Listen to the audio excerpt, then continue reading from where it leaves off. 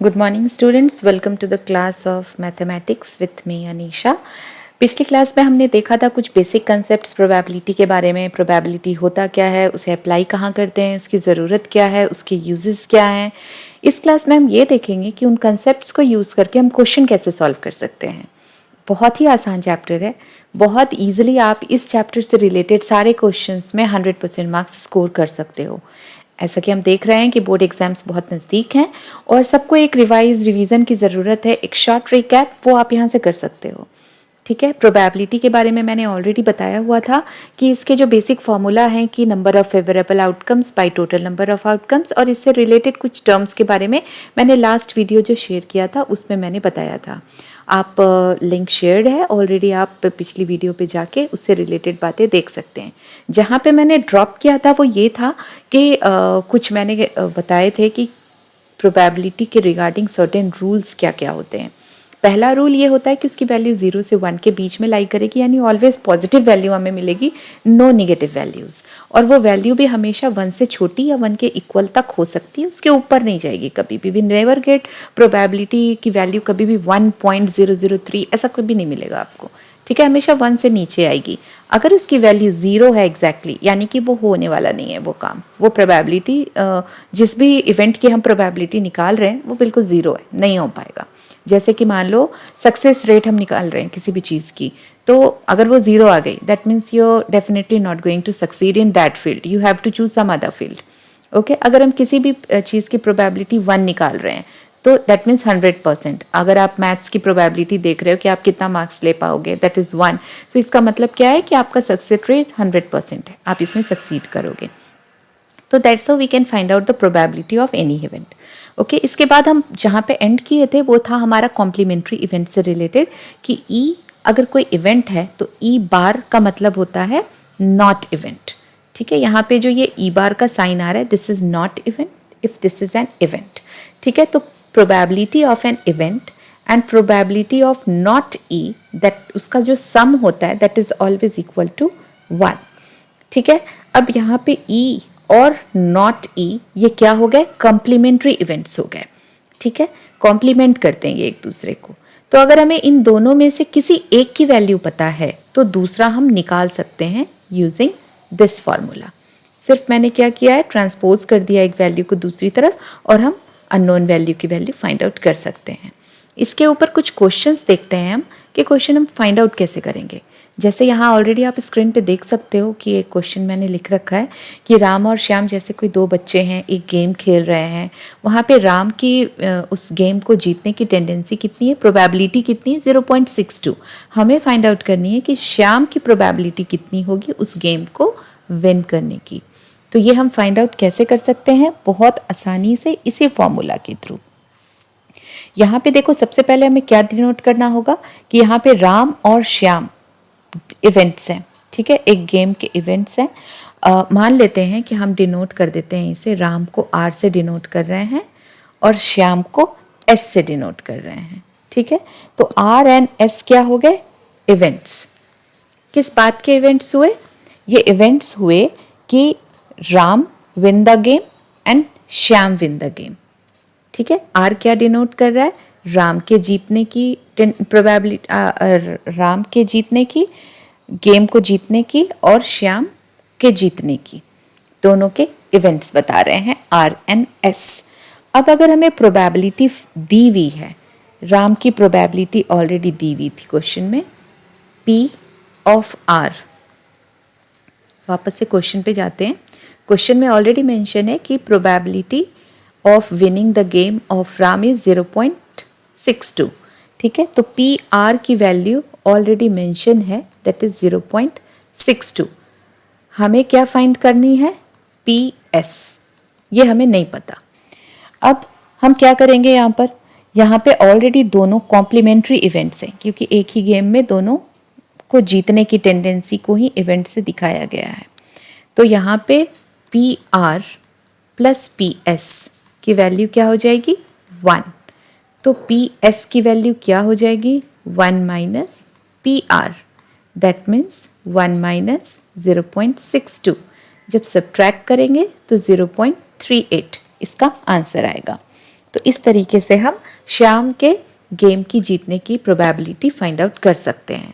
आप देखोगे कितना आसान है, एक फॉर्मूला हमें पता था, वैल्यूज को पुट किया और निकल गया। मगर यहाँ पे ध्यान देने वाली बात ये होती है कि हमें क्वेश्चन में डिटेक्ट करना होगा कि ये कॉम्प्लीमेंट्री इवेंट्स हुए या नहीं हुए। कॉम्प्लीमेंट्री इवेंट्स यानी कि यहाँ पे क्वेश्चन में हमने क्या देखा कि सिर्फ 2 लोग थे जो इस गेम को खेल रहे थे, और या तो एक जीतेगा या दूसरा जीतेगा। एक के जीतने की ऑलरेडी प्रोबेबिलिटी बताई गई है, तो दूसरे की हम फिर इस मेथड से निकाल सकते हैं। ठीक है, इसके आगे बढ़ते हुए हम देखते हैं कार्ड्स के ऊपर। कार्ड्स के ऊपर क्वेश्चन बहुत आते हैं एग्जाम में। कार्ड्स में काफ़ी जगहों पे कंफ्यूजन रहता ही है बच्चों को, क्योंकि वो थोड़ा सा ज़्यादा ही डिफ़िकल्ट लेवल पे बता दिया जाता है, जबकि मैं बताऊं ये बहुत आसान है। 52 कार्ड्स अगर हम ले रहे हैं तो 52 कार्ड्स को पहले आप 2 हिस्सों में बांट दो, 26 ठीक है। 26 ब्लैक कलर के कार्ड हो गए। दिमाग में आप सिर्फ इमेजिन करो मैं जो बोलते जा रही हूँ। 52 कार्ड्स हैं आपके हाथ में, ठीक है। उस 52 कार्ड्स को आपने 2 पार्ट में रख दिया। एक जगह 26 कार्ड्स हैं और दूसरे जगह भी 26 कार्ड्स हैं। तो एक जो आपने 26 कार्ड्स का बंडल तैयार किया है that is of black colour, और दूसरा जो 26 कार्ड्स का बंडल तैयार किया है that is of red colour. ठीक है, यहाँ तक बिल्कुल क्लियर है कि एक ब्लैक का सेट आपने तैयार किया, एक रेड का सेट तैयार किया। अब जब हमने ब्लैक कार्ड्स को 2 पार्ट्स में हम डिवाइड करते हैं, ब्लैक को जब हम 2 पार्ट्स में डिवाइड करेंगे तो ब्लैक कार्ड्स हमारे पास अब कितने थे, 26। जब हम उसे वापस से 2 हिस्सों में बांटते हैं, आधा आधा कर देते हैं, तो 13 हमें मिल जाएंगे। वैसे ही रेड को भी हम 2 पार्ट में डिवाइड कर सकते हैं, आधा आधा, तो दैट इज 13। तो अब ये 52 कार्ड्स कितने पार्ट्स में, 4 हिस्सों में हमने इसे बांट दिया, 13 एंड 13। ठीक है, अब जो 13 आया, जो ब्लैक कार्ड्स थे हमारे, जिसको हमने 26 कार्ड्स को 2 हिस्सों में बांटा था, वो ब्लैक कार्ड्स कौन कौन से थे, एक था क्लब और दूसरा था स्पेड, जैसा कि आप स्क्रीन के ऊपर देख सकते हो, क्लब एंड स्पेड। ठीक है, ये 2 हमारे ब्लैक कार्ड्स थे। और रेड कार्ड्स कौन कौन से थे, हर्ट एंड डायमंड। ये यहाँ पे आपको याद रखना होगा कि black cards club and spade होते हैं। एक ट्री के शेप में होता है क्लब, और ट्री को जरा से इन्वर्टेड टाइप अगर रख के आप इमेजिन करो तो दैट इज एन स्पेड। ठीक है, हर्ट और डायमंड रेड कलर के कार्ड्स होते हैं। हर्ट का शेप तो आप इजीली ड्रॉ कर सकते हो, और डायमंड भी सबको पता होता है, दैट इज एन डायमंड। तो ये दोनों रेड कलर के होते हैं। अब ये जो 13 का जो सेट हमारे पास आता है, इस 13 के सेट में होते क्या है, क्लब में क्लब की सिंबल बनी हुई होगी, ब्लैक कलर का कार्ड होगा, मगर उस पर लिखा क्या होगा, उस पर लिखा होगा एस, किंग, क्वीन, जैक, 10, 9, 8, 7, 6, 5, 4, 3, 2। ठीक है, यानी कि इसके 3 फेस कार्ड्स होते हैं। फेस कार्ड्स क्या हो गए, किंग, क्वीन एंड जैक। ये 3 जो होते हैं वो फेस कार्ड्स होते हैं, क्योंकि किंग की फेस बनी होती है राजा की, क्वीन की फेस बनी होती है, सिमिलरली जैक की फेस बनी हुई होती है, तो ये फेस कार्ड्स हो गए। बाकी जो एस, 10, 9, 8, 7, 6, 5, 4, 3, 2 वो वैसे हमें मिल जाते हैं। ठीक है, तो टोटल नंबर ऑफ कार्ड्स क्या हो गए, 13। सिमिलर वे में जब हम ब्लैक कलर में आते हैं, स्पेड में, तो स्पेड की सिंबल बनी होगी, ब्लैक कलर का कार्ड होगा, और ब्लैक कलर से यही सेम 13 सेट ऑफ कार्ड्स हमें मिलेंगे, एस, किंग, क्वीन, जैक, 10, 9, 8, 7, 6, 5, 4, 3, 2। इसी तरीके से जब आप हर्ट पे 13 कार्ड्स के ऊपर जाओगे तो रेड कलर का कार्ड होगा, किंग, क्वीन, जैक बने होंगे, and then ace, 10, 2, 2। And diamond में भी इसी तरीके का 13 सेट हमें मिलेगा। बस यही हैं कार्ड्स। अगर ये कार्ड्स आपने अपने दिमाग में बिठा लिया है तो इसके ऊपर किसी भी तरह का, किसी भी लेवल का क्वेश्चन आएगा आप डेफिनेटली कर लोगे, that I can guarantee you. ठीक है, अब यहाँ पे बस ध्यान आपको इतना ही रखना है कि ये जो किंग, क्वीन और जैक हैं, किंग, क्वीन एंड जैक, ये 3 ही हमारे फेस कार्ड्स होते हैं, क्योंकि कार्ड के ऊपर इनके चेहरे बने होते हैं, बस और कुछ नहीं है इसके अंदर। ठीक है, इसके ऊपर अब हम कुछ क्वेश्चन देखते हैं और देखते हैं क्वेश्चन बनते कैसे हैं कार्ड्स के ऊपर, जो इतना ज़्यादा डिफिकल्ट मान के बैठा गया है। इससे सबसे पहला जो क्वेश्चन यहाँ पे आ रहा है कि 1 कार्ड हमें ड्रॉ करना है, निकालना है well shepherd deck of 52 card से। हमें यहाँ पे प्रोबेबिलिटी फाइंड आउट करनी है, किस बात की, कि वो कार्ड जो हम निकाल रहे हैं उस 52 कार्ड्स में से एक कार्ड जो हम निकाल रहे हैं वो एक कार्ड एस हो या एस नहीं हो। ठीक है। अब यहाँ पे आप देखो, हम समझेंगे कैसे। यहाँ पे क्या है कि वेल शफल्ड अगर वर्ड यूज हो रहा है यानी equally likely outcomes, well suffered जैसे ही क्वेश्चन में लिखा है, इसका मतलब क्या हो गया कि इक्वली लाइकली आउटकम्स, मतलब कोई भी कार्ड की आने की प्रोबेबिलिटी इक्वल है, कोई भी आ सकता है। ठीक। अब इसके बाद यहाँ पे अब जो हमारा जो डेक है, मतलब जो हमारा सेट है 52 कार्ड्स का जो सेट है, डेक है, तो ये जो सेट ऑफ 52 कार्ड्स है, इसमें अब एस कितने होते हैं। ठीक है, ऑलरेडी मैंने बताया सब में यही सेट होते हैं, तो क्लब में भी एक एस होगा, हर्ट का भी एक एस होगा, डायमंड का भी एक एस होगा, और उसी तरीके से स्पेड का भी एक एस होगा। यानी कि एज अ होल हमारे पास कितने एस आ गए, 4 एसेस। अगर हम सॉल्यूशन पे जाते हैं तो हमारे पास 4 एसेस आ गए। ठीक है, 4 एसेस किस में आए, इन अ डेक। डेक हम किसे कहते हैं, 52 कार्ड्स के सेट को डेक बोलते हैं। अब उसके बाद यहाँ पे हमें आ रही जो इवेंट है, इवेंट क्या है फाइंड आउट करने की, the card will be an ace. E क्या डिनोट कर रहा है, ई एक इवेंट है किस बात की, कि कार्ड इज एन एस। ठीक है। अब इसके आगे जब हम जाते हैं तो अब हमारे पास जो फेवरेबल आउटकम्स आए, वो फेवरेबल आउटकम्स कितने हैं, 4 हैं, क्योंकि 4 एसेस ही हैं उस डेक ऑफ कार्ड्स में। और टोटल पॉसिबल आउटकम्स कितने हैं, 52, क्योंकि उस कार्ड्स में, डेक ऑफ कार्ड्स में टोटल पॉसिबल आउटकम्स कितने आ सकते हैं, 52, क्योंकि इक्वली लाइकली हैं 52 कार्ड्स में से कोई सा भी कार्ड आ जाना। तो अगर हमें प्रोबेबिलिटी ऑफ दिस इवेंट निकालनी हो तो हम क्या लिखेंगे, number of outcomes favorable to E upon number of all possible outcomes। तो favorable outcomes क्या हो गए, 4, और total outcomes कितने आ सकते थे, 52। अगर हम 452 को simplest form में divide करके लाएं तो it will become 1/13।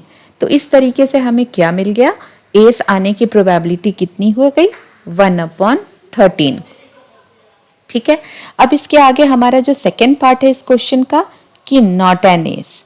अब नॉट एन एस का मतलब क्या हुआ, यानी कि अगर एस 4 है तो नॉट एन एस क्या होगा, ऐसा card drawn is not an S. अब हमें इस बारे में फाइंड आउट करनी है सेकेंड केस को। तो card drawn not an S कितने होंगे, अगर 52 कार्ड्स हैं, उस टोटल 52 में से 4 एस कार्ड्स को हम सब्ट्रैक्ट कर देते हैं, तो जो रिमेनिंग 48 कार्ड्स बचे, यही तो बचे जो नॉट एन एस होंगे।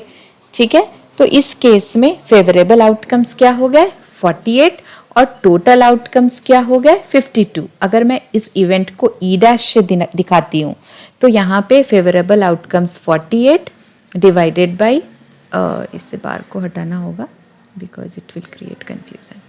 ठीक है, अब 48 आ गए, टोटल आउटकम्स हो गए 52। सो 48 डिवाइडेड बाई 52, सिंपलेस्ट फॉर्म में अगर हम लेकर आते हैं इसे, सो इट विल बी 12/13। ठीक है, तो ये हमारा निकल गया event of not getting an S. यहाँ पे हम फॉर्मूला भी यूज कर सकते थे, यहाँ मैं और मेथड बता रही हूँ, ऑल्टरनेट मेथड, कि यहाँ पे क्योंकि एस आना और एस नहीं आना दोनों कॉम्प्लीमेंट्री इवेंट्स थे, तो अगर मुझे ई डैश निकालना है तो मैं 1 माइनस पी ई करके भी निकाल सकती थी। यानी जो पीछे मैंने पी ई की वैल्यू निकाली थी, आप देख सकते हो पी ई की वैल्यू ये थी 1/13। ठीक है, यहाँ पर P E of getting an S 1/13। तो पी नॉट ई अगर हमें निकालनी है तो 1 माइनस 1/13 कर सकते हैं, तो ये सब्ट्रैक्ट होकर 12/13 आ जाएगा। यू कैन सी हियर कि आपको दोनों ही केसेस में सेम रिजल्ट मिल रहे हैं। इधर ऑफ द टू आपको जो इजी लगे आप उससे सॉल्व कर सकते हो, रिजल्ट सेम मिलेगा। इसके बाद हम थोड़ा सा आगे मूव ऑन करते हैं, एक थर्ड टाइप ऑफ क्वेश्चन देखने समझने की कोशिश करते हैं। आई होप आपको समझ आ रहा होगा डेक ऑफ कार्ड्स के ऊपर क्वेश्चन कैसे बनेंगे। इसमें अब अलग अलग तरीके के क्वेश्चंस आ सकते थे, मान लो कि ब्लैक कलर का ही सिर्फ एस चाहिए, या किंग फेस कार्ड्स के ऊपर क्वेश्चन आ सकते थे, डिफरेंट। अगर आपने वो पूरा पैटर्न समझ लिया, मैंने जो आपको ग्राफिकली दिखाया है कार्ड्स के बारे में, तो आप किसी भी तरीके का क्वेश्चन कर सकते हो। अगर फिर भी आपको किसी क्वेश्चन में प्रॉब्लम होती है या दिक्कत होती है तो आप प्लीज़ मुझे कमेंट बॉक्स में लिखो। I will definitely make a video for that और आपको उस प्रॉब्लम से निकालने की कोशिश करूँगी। ठीक है। अब एक थर्ड टाइप ऑफ क्वेश्चन जो प्रोबेबिलिटी में ज़्यादातर आते हैं वो इस तरीके के जो आपकी स्क्रीन पे अभी दिख रहे हैं। जैसे एक बॉक्स है, उसके अंदर 2-3 कलर्स के कुछ बॉल्स हैं या मार्बल्स हैं, ठीक है, डिफरेंट कलर्स।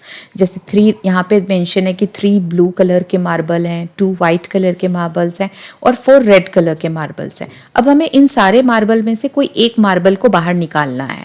हमें बताना है कि कब वाइट कलर का आने का प्रोबेबिलिटी क्या है, सेकेंड केस में बताना है कि ब्लू कलर मार्बल आने की प्रोबेबिलिटी कितनी है, एंड थर्ड केस में बताना है कि रेड कलर मार्बल आने की प्रोबेबिलिटी कितनी है। ठीक है। अब हम इस क्वेश्चन को सॉल्व करने की कोशिश करेंगे। इसे कैसे करते हैं, यहाँ पे देखो कि अगर हमें मार्बल को विड्रॉ करना है वहाँ से एट रैंडम, यानी कि क्या हो गया कि सारे मार्बल्स इक्वली लाइकली हैं, कोई भी मार्बल हमारे हाथ में आ सकता है, यानी कि नंबर ऑफ पॉसिबल आउटकम्स, अगर मैं इसकी बात करूं, नंबर ऑफ पॉसिबल आउटकम्स क्या हो जाएंगे, जो जितने भी मार्बल्स वहां पे दे रखे थे उन सब का सम, 3 ब्लू थे, 2 वाइट थे और 4 रेड थे, तो 3, 4 और 2 का हमें सम लेना होगा।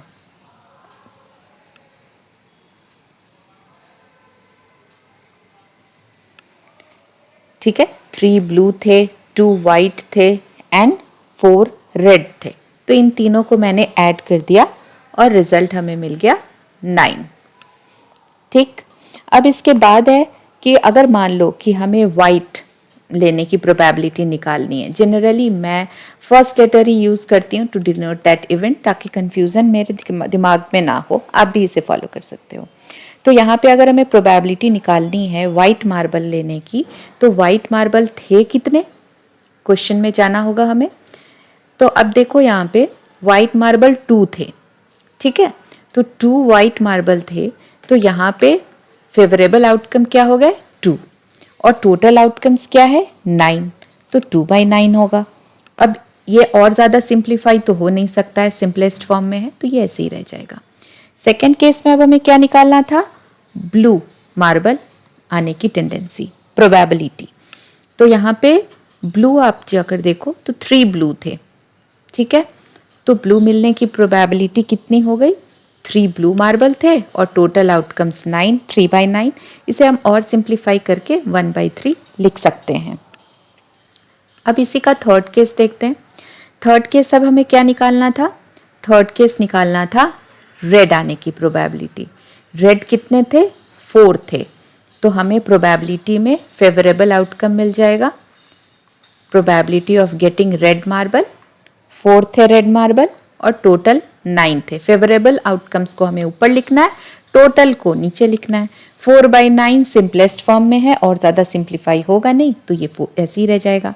यहाँ पे एक बात आप देखो, यहाँ पे जो हमने वाइट निकाली, वाइट के आने की प्रोबेबिलिटी, ब्लू के आने की प्रोबेबिलिटी और रेड के आने की प्रोबेबिलिटी, जब हम इन तीनों को ऐड करते हैं तो देखो क्या होता है यहाँ पे, 2/9 प्लस 1/3 प्लस 4/9, तो यहाँ पे देखो क्या आ जाएगा, 2 plus 3 plus 4 upon 9, 9/9 that is equal to 1। अब आप देख सकते हो यहाँ पे कि ये तीनों क्या हो गए, आपस में मिलके कॉम्प्लीमेंट्री इवेंट शो कर रहे हैं, क्योंकि इन तीनों का सम 1 आ गया। तो इस तरीके से भी हम फाइंड आउट कर सकते थे, किसी 2 का निकाला तो थर्ड को 1 में से सब्ट्रैक्ट कर लेते, 1 माइनस सम ऑफ एनी 2, तो भी आपको वैल्यू मिल जाती। तो इस तरीके से आप डिफरेंट टाइप्स ऑफ क्वेश्चन को सॉल्व कर सकते हो। फिर भी आपको किसी अलग टाइप के क्वेश्चन में प्रॉब्लम महसूस होती है, please write down in the comment box, I really like to solve your doubts. इसके बाद थोड़ा और एक स्टेप ऊपर बढ़ते हैं क्वेश्चन की तरफ। आई थिंक अब आपको प्रोबेबिलिटी इजी लग रही होगी। यहाँ पे एक जो क्वेश्चन है, अभी तक हम एक डाइस एक क्वाइन की बात कर रहे थे, यहाँ पे हम 2 डाइस को लेते हैं, ठीक है, कोई भी 2 डाइस है, उसे एक साथ थ्रो किया गया। अब हमें बताना है यहाँ पे कि प्रोबेबिलिटी फाइंड आउट करनी है कि दो जो हमें डाइस के ऊपर अपीयर होते हैं नंबर्स, उन दोनों नंबर्स का सम 8 मिल जाए फर्स्ट केस, या फिर दोनों नंबर्स का सम 13 मिल जाए। ठीक है। तीसरा थोड़ा इससे और एक स्टेप ऊपर है कि उन दोनों नंबर्स का सम 12 के इक्वल या उससे छोटा होना चाहिए। ठीक है। अब यहाँ पे इस क्वेश्चन में सबसे पहले हमें क्या क्वेश्चन दे रखा है कि ऑल पॉसिबल आउटकम्स को पहले हमें लिख के दिखाना है। ठीक है, चलिए इसे भी बनाते हैं बहुत ही आसान तरीके से।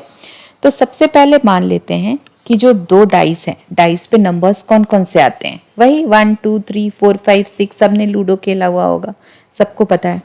ठीक है।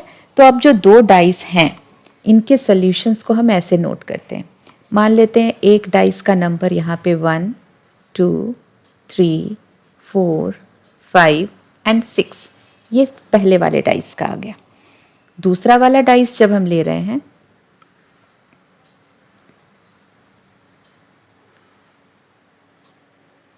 थोड़ा सा टेबुलेट कर लेंगे तो और बेटर हो जाएगा।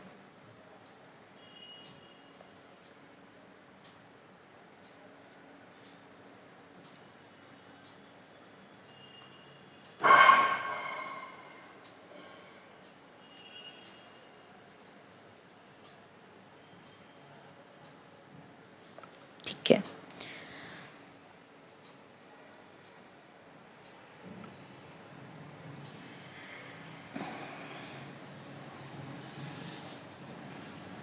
अब यहाँ पे आते हैं। अब जो पहली डाइस थी उस पे नंबर्स क्या क्या आ जाएंगे, 1 2, आई थिंक यहाँ नहीं, इसके ऊपर लिखना सही रहेगा। जस्ट अ मिनट, यहाँ पे 1 2 3 4 5 एंड 6। इसी तरीके से दूसरे डाइस का भी नंबरिंग कर देते हैं, 1 2 3 4 5 एंड 6। अब देखो किस तरीके से हमें सेट मिलेगा। पहला जो डाइस के ऊपर की नंबरिंग आएगी वो 1 1 का हो जाएगा। हो सकता है दोनों का 1 अपीयर हो जाए, हो सकता है इसका 1 और इसका 2 आए, हो सकता है पहले डाइस का 1 दूसरे का 3 आए, पहले का 1 दूसरे का 4, पहले का 1 दूसरे का 5 और पहले का 1 दूसरे का 6। इस तरीके से हमें एक सेट मिले। सिमिलर वे में हो सकता है कि पहले का 2 दूसरे का 1, 2 2 2 3 2 4 2 5 एंड 2 6। इसी तरीके से थर्ड केस में 3 1 3 2 3 3 3 4 3 5 एंड 3 6। फोर्थ केस में 4 1 4 2 4 3 4 4 4 5 एंड 4 6। फिफ्थ केस पे अगर हम जाते हैं तो 5 1 5 2 5 3 5 4 5 5 एंड 5 6। सो यहाँ 6 आना चाहिए था। यस। अब यहाँ पे 6 1 6 2 6 3 6 4 6 5 एंड 6 6। इस तरीके से हमें सेट ऑफ नंबर्स मिल गए जो दो डाइस के ऊपर अपीयर होते। ठीक है। अब यहाँ पे आप देखो कि यहाँ पे हमारा जो पहला क्वेश्चन था वो ये था कि एक चीज़ और पहले समझ लो। यहाँ पे जैसे अगर मैं यहाँ 4 1 लिख रही हूँ, यहाँ 1 4 है, ये दोनों सेम नहीं है, ये दोनों डिफरेंट है। क्यों? क्योंकि इस केस में क्या हो रहा है कि पहले डाइस पे 4 आ रहा है, दूसरे डाइस पे 1 आ रहा है। यहाँ पे क्या हो रहा है कि पहले पे 1 आ रहा है, दूसरे पे 4 आ रहा है, तो बोथ आर डिफरेंट ना। तो यहाँ पे हमें सीक्वेंसिंग ध्यान रखनी पड़ेगी। तो इस तरीके से हमें 36 वैल्यूज मिले जब हम दो डाइस को थ्रो करते हैं। ठीक है। अब इसके बाद जो हमारा पहला पार्ट क्वेश्चन का था वो ये था कि दो नंबर्स के सम जो आ रहे हैं वो 8 हों। ठीक है। तो यहाँ पे हमने देखा कि टोटल पॉसिबल आउटकम्स क्या आ गए, 6 इंटू 6 यानी कि 36 हो गए टोटल पॉसिबल आउटकम्स। अब हमारे पास फेवरेबल क्या चाहिए कि सम शुड बी इक्वल टू 8। तो यहाँ पे देखो 8 किस किस केस में आ रहा है, यहाँ पे 6 प्लस 2, ठीक है, या फिर 2 प्लस 6, दोनों ही केस में हमें 8 मिलेगा। उसी तरीके से 3 प्लस 5 या 5 प्लस 3, ये भी 8 मिलेगा। और एक 4 प्लस 4, इसके अलावा 8 कहीं नहीं मिल रहा है। तो फेवरेबल आउटकम्स क्या क्या हो गए,